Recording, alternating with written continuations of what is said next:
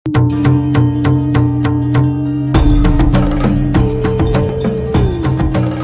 आप भी माँ दुर्गा के भक्त हैं या फिर माँ दुर्गा की भक्ति करने की सोच रहे हैं या फिर आपके अंदर भगवान प्राप्ति की कसक है, तो आपके सामने एक ऐसा भक्त लेकर आए हैं जिसके सामने माँ दुर्गा साक्षात 8 अंग सहित प्रकट हो जाती थी।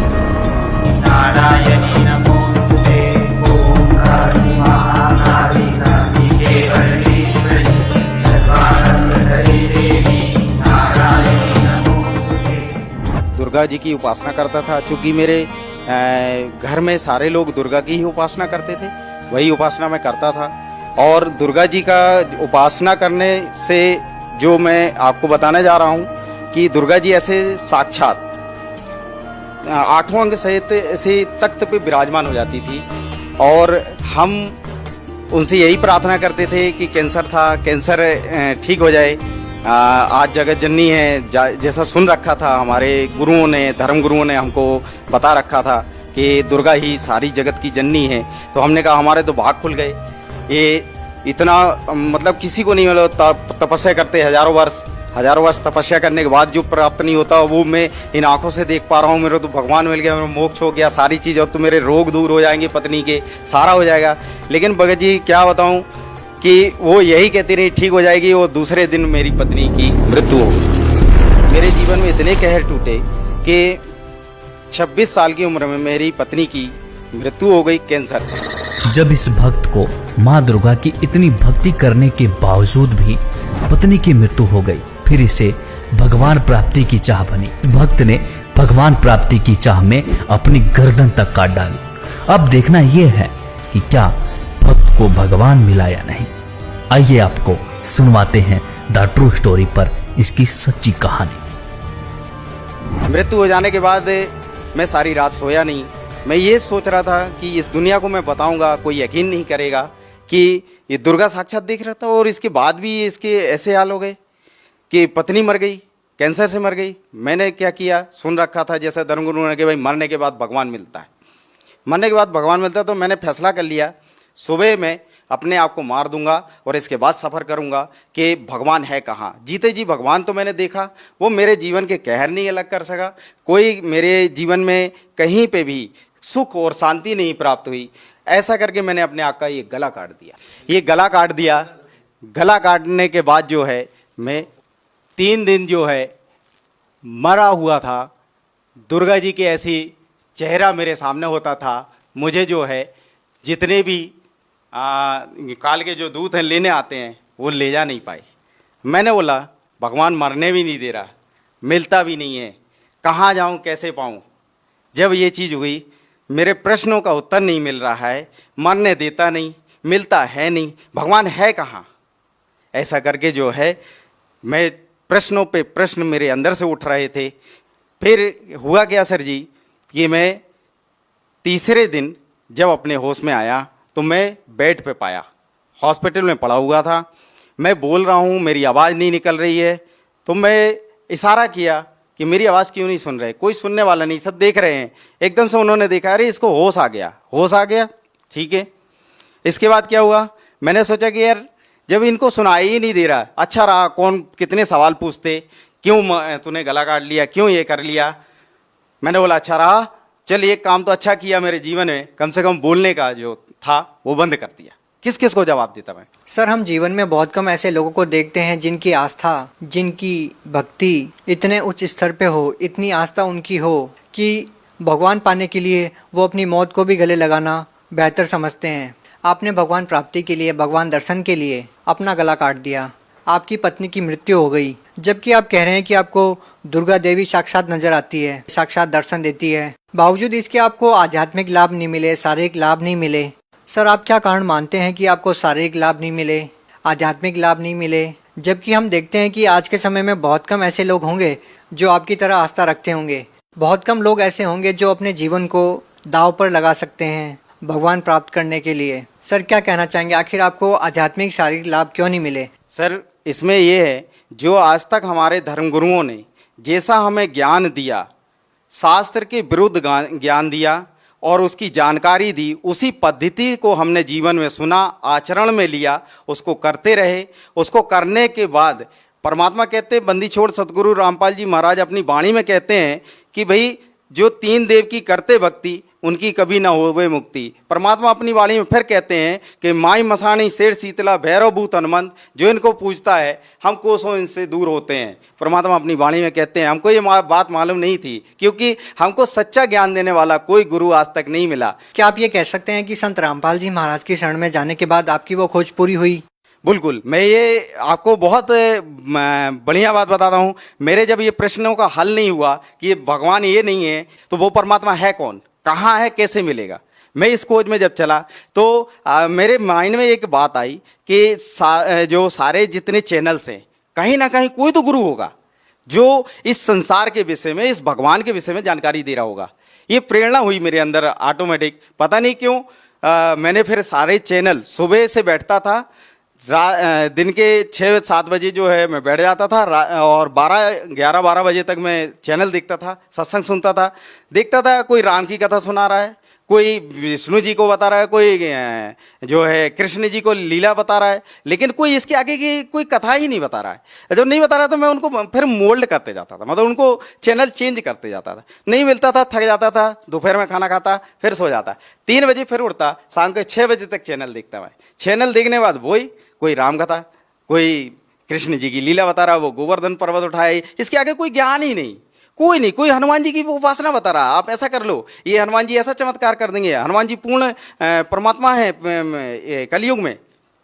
मेरे को ज्ञान ही नहीं समझ में आ रहा है, कोई हनुमान जी को भगवान बता रहा है।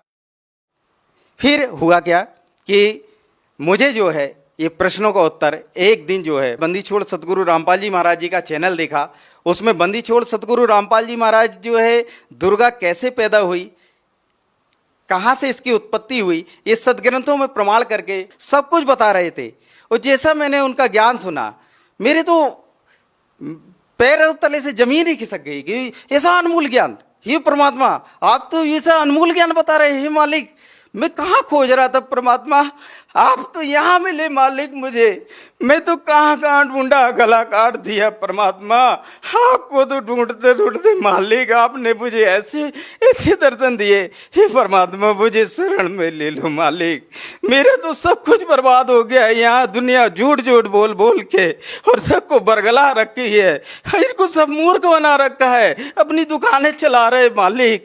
ऐसा ज्ञान आपने जो निचोड़ करके सदग्रंथों में दिखा दिया। मैं तो ढूंढ रहा था परमात्मा, किसी ने आज तक, मैं बताऊं आपसे सर जी, किसी ने आज तक सदग्रंथों को खोल के नहीं दिखाया कि देवी भगवत गीता में क्या लिखा है, गीता में क्या लिखा है, वेदों में क्या लिखा है, कुरान शरीफ में क्या लिखा है, पवित्र गुरु ग्रंथ में क्या लिखा है, पवित्र बाइबल में क्या लिखा है। गुरु ग्रंथ में भी परमात्मा का नाम लिखा है। 721 वाणी में भगवान अपनी वाणी में कहते हैं, एक अर्ज गुप्तम पेश तू कौन करतार, हक्का कबीर करीन तू बेअब परवरदिगार। वो मालिक का नाम बता रहे गुरु ग्रंथ साहिब में। सर आपकी बातों को सुनकर निसंदेह हर कोई विश्वास कर सकता है कि आपको संत रामपाल जी महाराज से नाम दीक्षा लेने के बाद परमात्म तत्व का ज्ञान हुआ। परमात्मा कौन है, कहाँ है, कैसे हैं। हम आपसे ये पूछना चाहते हैं कि संत रामपाल जी महाराज से नाम दीक्षा लेने के बाद आपको क्या लाभ मिले? बंदी छोड़ सतगुरु रामपाल जी भगवान जी से दीक्षा लेने के बाद मुझे, मेरे शरीर में, बचपन में मैं पेड़ से गिर गया था, मेरे रीढ़ की हड्डी में बहुत तकलीफ रहती थी, वो ठीक नहीं होती थी।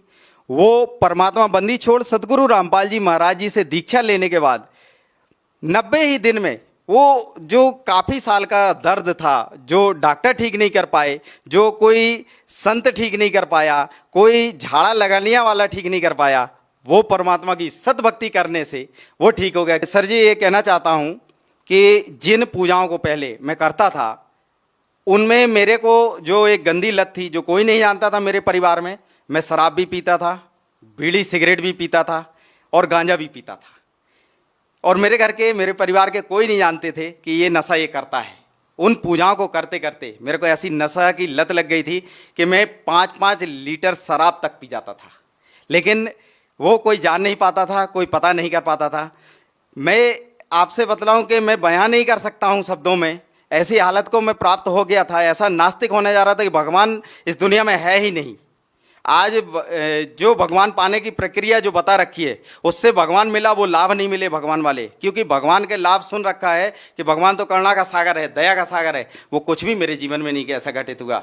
मेरे 26 साल। सर आप इतना नशा करते थे, आप नास्तिकता की कगार पे पहुंच चुके थे, सर आपका नशा कैसे छूटा फिर? बंदी छोड़ सदगुरु रामपाल जी महाराज जी की शरण में जाने के बाद मैं सर जी आपसे बताऊं, मेरा नशा 1 सेकेंड में ही छूट गया। वो जो लत थी, मुझे इच्छा ही नहीं हुई परमात्मा की शरण में जाने के बाद। सर अब आपको कितने वर्ष हो गए हैं कि आपने नशा नहीं किया? मैं जब से 26/1/2014 को मैंने परमात्मा बंदी छोड़ सदगुरु रामपाल जी की शरण में गया, उस तारीख से वो सारे नशे छूट गए एक ही पल में। सर हम आपसे एक और बात पूछना चाहेंगे, कहीं ना कहीं संत रामपाल जी महाराज के जो अनुयायी हैं उनके निशाने पर ज़्यादातर हिंदू देवी देवता ही रहते हैं, क्योंकि वो कहते हैं कि उनको देवी देवताओं के पूजने से कोई लाभ नहीं मिला। हम आपसे ये प्रश्न पूछना चाहेंगे कि कहीं संत रामपाल जी महाराज हिंदू धर्म के खिलाफ कोई साजिश तो नहीं रच रहे?